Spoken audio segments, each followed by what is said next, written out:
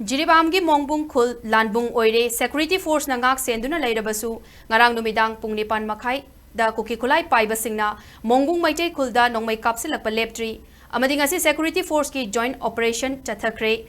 hiramasi ki matang da SKTV gi Jiribam correspondent Rosimala sangak phamdagi pandam ama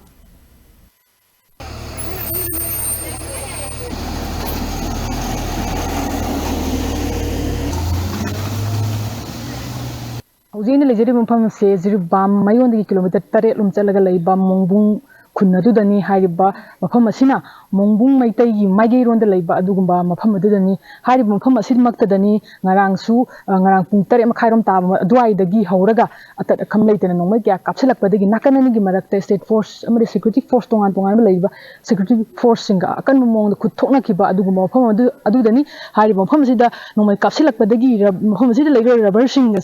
asida su pambi singa asida su nongmei maruna panbadagi hauji ningda uriba angau ba rubber gi adugumba mahi singa aduni hauji ningda uriba si lakle bo pham di hariba mafam asida matam kya gi mamang dagi tha kya gi mamang dagi horoga Kuki Khutlai Paiba Singna Nongmei Kapsillakpa gi thabak si lettana chathari amarondana state force amadi tongan ba security force singna su mafam sing asida search operation na sing ba tongan ba combine gi oiba adugumba thibu humba gi thabak kaya ma chatharabasu Nongmei Kapsan bagi thabakti nongma gi handhabagi mamidi khunja singna tadi hairi hiramasi gi matangda khunja singna thamakpo afamsu mayam taminasi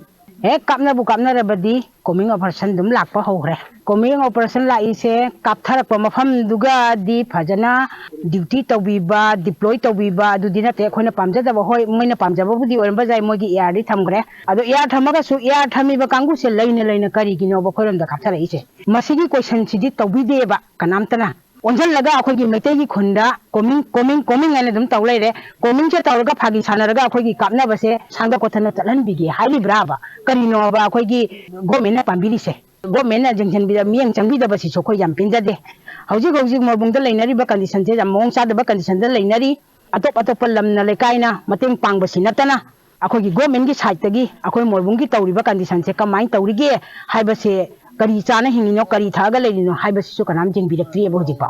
masigi su penja daba mayam ama leireba parjagi kholauda CRPF air kangu akhoi amta pamjade Manipur rifle dum thambiu Manipur rifle na akhoi gi lekai sengak padu akhoi pamje ngasi chok jana pek khaba khun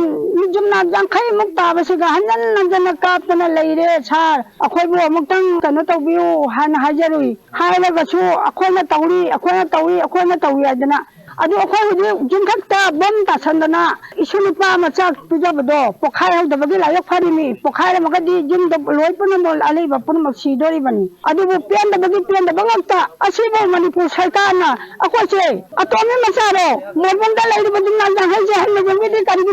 karigino ana akhoi Manipur sarkar da hajani ngase meliki mela kono nomakati thamoisen tumami nungaina adu ngase baje nungaina tumapandi thani chugalakpa kaina mase obini se akhoi Manipur sarkar na biyo laira se asini akhoi hajani se kuthona raba matung ngasi ayukta gi horaga mafam asida search operation na singba combined security force sing oiba adugumba thibu humba gi thabak chathare lakli bo fam di hariba khun asida tatana Nongmei Kapsillakpa sing asina tatana tholakpana mafam asida leiba khunja singna Mongbung Khul asi lanbung amagum oire hairi loinana central force na phawwa ngakna selaga leiba mafam singdagi karamna Kuki Khutlai Paiba Singna Nongmei Kapsillakpa gi thabak sil tatana leptana chatharak libno haibasidi khunja mayang gi achowu hangama oibagi mathakta hariba central force sing asida kadai bo thajaba ngangani haibasi khunja mayam na ngasi achowu hangama hangagi paudam jariba Rosimala sakapam SKTV news Mongbung Jiribam district